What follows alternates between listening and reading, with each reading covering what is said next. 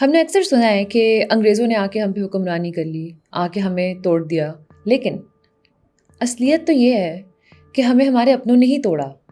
और आज मैं आपको एक ऐसी कहानी सुनाऊँगी गद्दारों की, जो कि अगर ना होते तो शायद आज तारीख़ कुछ और होती। शायद हम पे अंग्रेज़ उस तरह हुक्मरानी कर ही ना पाते, क्योंकि उन्हीं के अपने अल्फाजों में वो ये बातें कहते हैं। और ये मैं आपको आगे बताऊँगी क्या। जैसे कि आपको टॉपिक से पता चल रहा होगा, आज हम बात करेंगे कि किस तरह पंजाब की आखिरी बड़ी रियासत अंग्रेज़ों से पहले, जो कि रंजीत सिंह की रियासत थी, वो किस तरह तोड़ी गई और किस तरह अंग्रेज़ों ने इस खित्ते पे पूरी तरह काबू पा लिया। अस्सलाम वालेकुम, मेरा नाम है मिशा और खुश आमदीद तारीखी टेल्स में। अब ये वीडियो भी मेरी 6 सीरीज़ का हिस्सा है और 6 सीरीज़ में आने वाली अपनी पिछली वीडियो में मैंने आपको ये बताया था कि किस तरह रंजीत सिंह, जिसके इतने ज़्यादा वारिस थे तख्त के लिए, वो सब किस तरह बारी बारी एक एक करके मारे गए या मुख्तलिफ तरीकों से साइड पे हटा दिए गए। हालात वाक़यात यहाँ तक पहुँच गए कि जिस मोड़ पे हमारी कहानी आज शुरू होती है, उस मोड़ पे एक 5 साल का बच्चा दुलीप सिंह महाराजा था और इसको महाराजा का लक़ब दिया गया था 1843 के अंदर। और अगर आप जानना चाहते हैं कि भाई ये कैसे हुआ, 5 साल का बच्चा कैसे महाराजा बन गया, जबकि रंजीत सिंह के बाद उसकी जो नस्लें थी उसमें उसके काफी ज्यादा बेटे पोते और काफी ज्यादा लोग थे जो कि दिलीप सिंह से बड़े थे और तख्त उनका हो सकता था। अगर आप जानना चाहते हैं कि सारा कुछ कैसे हुआ तो आप मेरी पिछली वीडियोस देख सकते हैं, मैं उनको डिस्क्रिप्शन बॉक्स में लिंक कर दूंगी और इस वीडियो के एंड में भी मैं 6 सीरीज को लिंक कर दूंगी।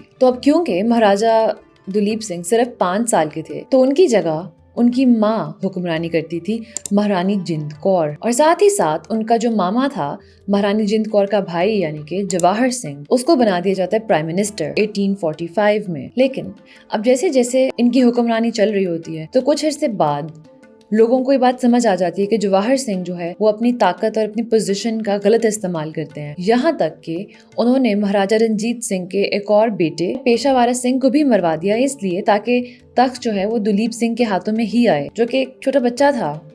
तो जाहिर बात है उनको ताकत अपने लिए चाहिए थी कि मेरे पास पावर हो। अब इस पॉइंट तक ऑलरेडी इतनी कत्लो गारत हो चुकी हुई थी सिख कोर्ट के अंदर। अब जवाहर सिंह की ये सारी हरकतें, जो खालसा फौज थी, सिख फौज यानी कि, वो उनकी हरकतों पे कड़ी नजर रखे हुए थी और उनको समझ आ रही थी कि ये बंदा ना ठीक चीजें नहीं कर रहा। और अब क्योंकि पिछले कुछ अरसे में कोर्ट में इतनी ज्यादा कत्लो गारत हुई, इतनी दफा तख्त के ऊपर जो बादशाह था वो बदला, कभी बादशाह कभी महारानियां आई, कि जो खालसा फौज थी वो अब तख्त के कहने कार में बहुत ज्यादा नहीं थी, क्योंकि तख्त पे हर दूसरे दिन तो कोई नया बंदा आके बैठ रहा था। अब ये सारी चीजें मिला के और साथ में जवाहर सिंह की जो अपनी हरकत थी कि वो भी अपने ताकत का गलत इस्तेमाल करता नजर आता था, करप्शन करता नजर आता था, तो ये चीजें देखते हुए खालसा आर्मी ने उसको एक गद्दार करार दे दिया। अच्छा, तो आर्मी के जो जनरल होते हैं कुछ अर्से बाद वो एक मीटिंग रखते हैं और उस मीटिंग में वो ये फैसला ले लेते हैं कि हाँ भाई, जवाहर सिंह का तो कुछ करना पड़ेगा क्योंकि इसकी हरकतें ऐसी नहीं है कि इसको हम इसके हाल पे छोड़ दें। होता यह है कि जवाहर सिंह को पैगाम भेजते हैं कि तुम आओ हमारे पास, और जवाहर सिंह को इस पॉइंट तक की बात समझ आ जाती है कि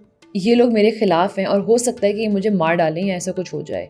तो वो इतना तेज़ होता है कि वो ये फैसला लेता है कि वो छोटे से दुलीप सिंह को अपने साथ हाथी के ऊपर लेके जाता है और इसका ख्याल ये होता है कि दुलीप सिंह के होते हुए या इसके सामने तो ये मुझे कुछ नहीं कहेंगे ना, तो ये अपनी तरफ से ना एक किस्म की इंश्योरेंस लेके जा रहा होता है कि मुझे कुछ ना कह पाए। लेकिन ऐसा कुछ नहीं होता। खालसा फौज अब तक इससे तंग आ चुकी होती है और ये इसको हुक्म देते हैं कि तुम उतरो हाथी के ऊपर से, और दिलीप सिंह भी साथ ही उतरता है और दिलीप सिंह के सामने जवाहर सिंह को गोली मार दी जाती है और उसके बाद इसके सर कलम कर दिया जाता है तलवार से और ये मर जाता है।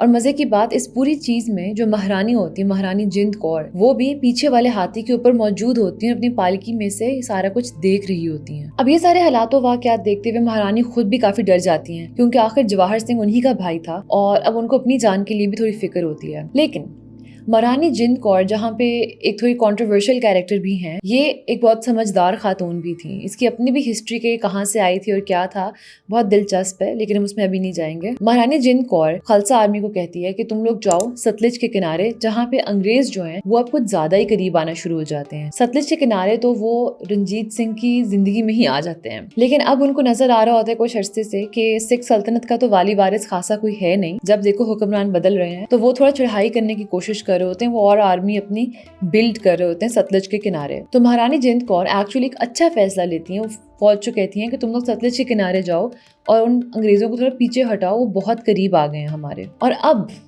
आके वो गद्दार सामने आते हैं जिनका मैंने आपसे वीडियो के शुरू में जिक्र किया। ना इस चीज़ का महारानी जिंद कौर को इल्म था और ना ही बाकी सारी आर्मी को इल्म था।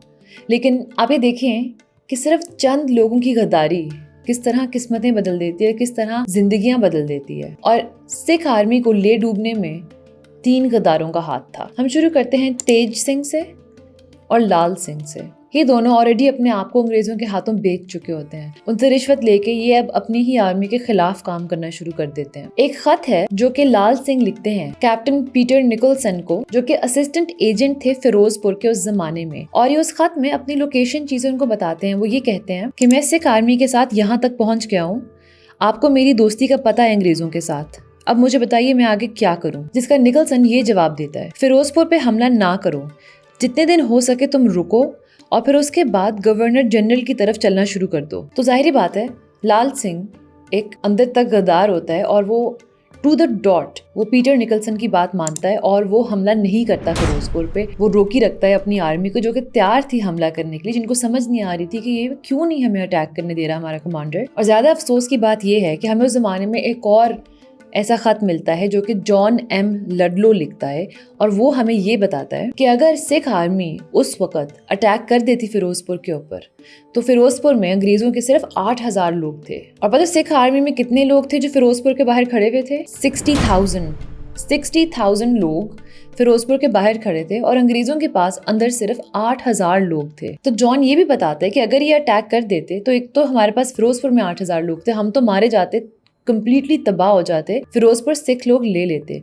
बल्कि जो फिरोजपुर के बाद अगला चेक पॉइंट है वहाँ पे भी हमारे पास सिर्फ 8,000 ही लोग थे और हम लोगों को तो ये पीछे धकेल देते बहुत हद तक अगर उस दिन फिरोजपुर पर अटैक हो जाता जब महारानी ने एक्चुअली कहा था। आगे जॉन ये लिखते हैं और मैं एग्जैक्ट वर्ड्स उनके आपको स्क्रीन पे दिखाती हूँ, ट्रांसलेशन उर्दू में बताती हूँ। हमारी तैयारी इस हद तक बुरी थी कि हमारे दुश्मन की गद्दारी भी हमें बमुश्किल बचा पाई है। और फिर हमें एक और सोर्स मिलती है, कर्नल मटन, वो इस वाक्य के बारे में ये लिखते हैं कि इस गद्दारी ने अंग्रेजों को बुरी तरह हारने से बचा लिया क्योंकि ये पक्का ही था कि हम हारते। अगर आपको लगता है कि लाल सिंह ने फिरोजपुर पे हमला ना करके गलत किया तो अब आगे देखें ये बंदा करता क्या है। ये फिरोजपुर से अपनी फौज को ले जाता है मुक्टी 18 दिसंबर 1845 में। वहां जाके ये अपने बंदों को कहता है कि हाँ हमला बोल दो, अटैक करो इनके ऊपर, और ये कहते ही खुद मुड़ के भाग जाता है वहां से। तो यानी कि ये अपनी फौज को किसी सिपा सलार के बगैर वहां छोड़ आता है और उन दुश्मनों के सामने जिनको पहले से ही पता था कि ये फौज यहाँ आएगी, इसमें इतने इतने लोग हैं और ऐसे ऐसे इनको हराना है हमने। लेकिन इस गद्दारी के बावजूद हमें अंग्रेजों के ऐसे लेटर्स और राइटिंग्स मिलती हैं जिनसे पता चलता है कि इस सब के बावजूद अंग्रेजों को मुक्ति पे बहुत ज्यादा जानी नुकसान और माली नुकसान हुआ और सिख जो फौज थी, बाकी लोग जो कि गद्दार नहीं थे, वो दिल से जीतना चाहते थे, वो एक्चुअली बहुत अच्छे तरीके से लड़े। और इस चीज से अंग्रेज जो थे वो काफी हैरान हो गए बिकॉज उनको ये तवक्को नहीं थी। उनको लग रहा था कि हमें तो सारा पता है कितने लोग हैं, कब आ रहे हैं। एलिमेंट ऑफ सरप्राइज जो था वो अंग्रेजों के हाथ में था, उनके हाथों में नहीं था, सिखों के हाथ में। तो वो काफी चौंक गए कि ये क्या। बल्कि कहते हैं कि 21 जनवरी 1846 में इसी लड़ाई के दौरान, जो लड़ाई कुछ दिन चली, रंजोत सिंह के नाम से एक सिख सरदार अपनी आर्मी के बटालियन के साथ सतलुज को क्रॉस कर जाता है और अंग्रेजों की जो लुधियाना में कंटोनमेंट होती है उसके काफी बड़े हिस्से को जला डालता है। लेकिन आर्मी के इस हिस्से को बैटल ऑफ अलीवल में हैरी स्मिथ नामी बंदा आगे जाके हरा देता है। तो आप ये अंदाजा लगाएं कि लाल सिंह ने इतनी कोशिश की कि उसकी आर्मी बुरी तरह हारे, उसके बावजूद उसकी आर्मी में काफी लोग सतलुज के पार भी जा पाए। और अगर ये गद्दारी ना की गई होती तो शायद अंग्रेज जिस तरह हम पे हुक्मरानी कर पाए शायद वो कर ही ना पाते। शायद ये सिख आर्मी उनको बहुत दूर तक धकेल देती और उनकी ताकत एक किस्म की टूट जाती, जो कि मोमेंटम बना हुआ था अभी तक। लेकिन ये सब कुछ एक शायद ही बन के रह गया क्योंकि गद्दार। अब जो आखिरी जंग थी जिसके अंदर सिखों को पूरी तरह हरा दिया गया, वो जंग होती है 10 फरवरी 1846 में सोब्राव में। और अब ये भी कहानी बहुत दिलचस्प है कि कैसे और क्यों खालसा आर्मी ये जंग हारी। यहाँ हमें नजर आते हैं वो बाकी 2 गद्दार, तेज सिंह और गुलाब सिंह। अब होता ये है कि शायद हमें कभी भी सच्चाई पता ना चलती कि असल में वो जंग हम लोग कैसे हारे। लेकिन जॉन डेवी कनिंघम के नाम से एक आदमी था जो कि उस टाइम अंग्रेजों का पॉलिटिकल एजेंट था भावलपुर की स्टेट में, और उसने अपने सामने ये सारा कुछ होते देखा। उसको अच्छी तरह पता था कि क्या अंदर बाहर बातें चल रही हैं اور وہ کچھ عرصے بعد ایک کتاب لکھتا ہے جس کا نام ہوتا ہے A History of the Six، اور اس کتاب میں وہ بتاتا ہے کہ ان غداروں کو انگریزوں نے کس کس طرح کیا کیا چیزیں بتائیں اور کیا کیا کرنے کو کہا جو کہ انہوں نے کیا، جس کی وجہ سے سکھ آرمی یہ جنگ ہار جاتی ہے۔ جو انسٹرکشنز انگریزوں نے گلاب سنگھ اور تیج سنگھ کو دی وہ یہ تھی، یہ اس کی بک کا میں کوٹ آپ کے سامنے لگاتی ہوں اور میں آپ کو اردو میں بتاتی ہوں۔ وہ کہتے ہیں کہ سکھ آرمی پہ انگریز حملہ کریں گے اور جیسے انگریز انہیں ہرانا شروع کریں گے تو آپ لوگوں نے ان کو چھوڑ کے بھاگ جانا ہے، اور اس کے بعد آپ نے اس چیز کا دھیان رکھنا ہے کہ ستلج جو ہے ہمارے راستے میں کوئی رکاوٹ نہ آئے ستلج کے اوپر، اور ستلج سے لے کے جو کیپٹل ہے لاہور وہاں تک کا راستہ صاف ہو ہمارے لیے۔ اس طرح کے حالات و واقعات اور بے شرم غداری میں بیٹل آف سبرون لڑی گئی تھی۔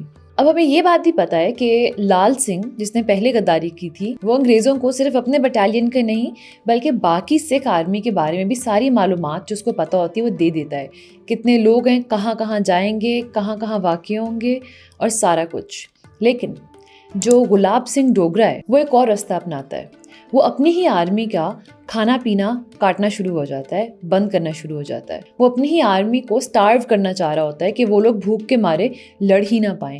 حالات اس حد تک برے ہو جاتے ہیں کہ لوگ کچھ نوالے گاجر یا کچی دالیں کھانے پہ مجبور ہو جاتے ہیں۔ اب اس سب کے دوران کچھ سپاہی واپس جاتے ہیں لاہور مہارانی جند کور کے پاس، وہ جا کے اسے بتاتے ہیں کہ یہ حالات و واقعات ہو گئے ہیں، ہمارے پاس نہ کھانے کو کچھ ہے نہ پینے کو کچھ ہے، لیکن اب مہارانی کو تو یہ نہیں پتا ہوتا نا کہ غداری ہو رہی ہے، اس کے حساب سے تو کھانے پینے کا سامان وافر دیا گیا ہے، تو وہ ان سپاہیوں کی بات پہ یقین نہیں کرتی۔ وہ کہتی ہے کہ ہو ہی نہیں سکتا، ہم نے اتنا سامان بھیجا ہے کہ کیسے کھانے پینے کو نہیں ہے۔ اب یہ کسی کو سمجھ نہیں آتی اس وقت میں کہ غداری ہوئی ہے اور کوئی جان بوجھ کے خالصہ آرمی کو بھوکا رکھ رہا ہے۔ مہارانی کو یہ لگتا ہے کہ شاید یہ سپاہی جنگ سے ڈر گئے ہیں، تو وہ غصے میں اپنی چوڑیاں اتار کے ان کی طرف پھینکتی ہے اور کہتی ہے کہ یہ لو، تم لوگ یہ پہن لو، اپنی تلوار مجھے دو، میں جا کے لڑ لیتی ہوں، تم لوگوں سے نہیں ہو پا رہا۔ اب جب جنگ اصل میں شروع ہوتی ہے تو کہتے ہیں کہ خالصہ آرمی میں کچھ لوگ بہت بہادری سے لڑے، بہت ٹکر کا مقابلہ دیا انگریزوں کو، لیکن کیونکہ اس پوائنٹ پہ تین غدار ہوتے ہیں اور وہ انگریزوں کو ہر قسم کی معلومات دے چکے ہوتے ہیں، ہر قسم کا فائدہ انگریزوں کو ہوتا ہے اس جنگ کا، تو ظاہری بات ہے اینڈ میں سکھ آرمی بری طرح ہار جاتی ہے۔ لیکن سب سے جو افسوسناک حرکات ہوتی ہیں وہ تیج سنگھ کی لگتی مجھے، کیونکہ جب سکھ آرمی تقریباً ہار گئی ہوتی ہے، مختلف برجز کے اوپر کھڑی ہوتی ہے سکھ آرمی، لیکن تیج سنگھ کے لیے کافی نہیں تھا کہ وہ لوگ بس ہار گئے ہیں، وہ یہ کرتا ہے کہ وہ ان سارے برجز کو اڑا ڈالتا ہے اور ہزاروں کی تعداد میں خالصہ فوج کے لوگ مر جاتے ہیں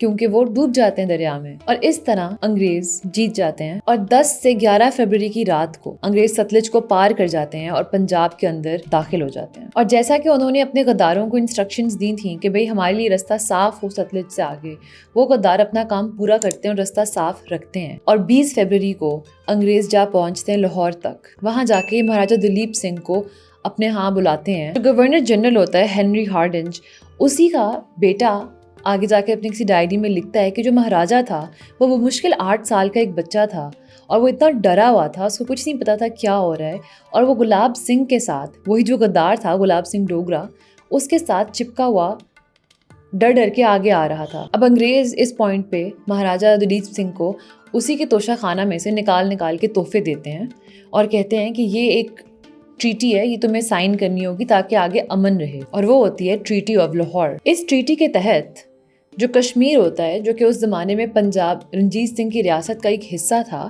کشمیر کو انگریز یہ فیصلہ لیتے ہیں کہ ہم بیچ دیں گے جنگ کے پیسے پورے کرنے کے لیے، جنگ میں جو ہمارے اخراجات ہوئے ہیں اس کو پورے کرنے کے لیے۔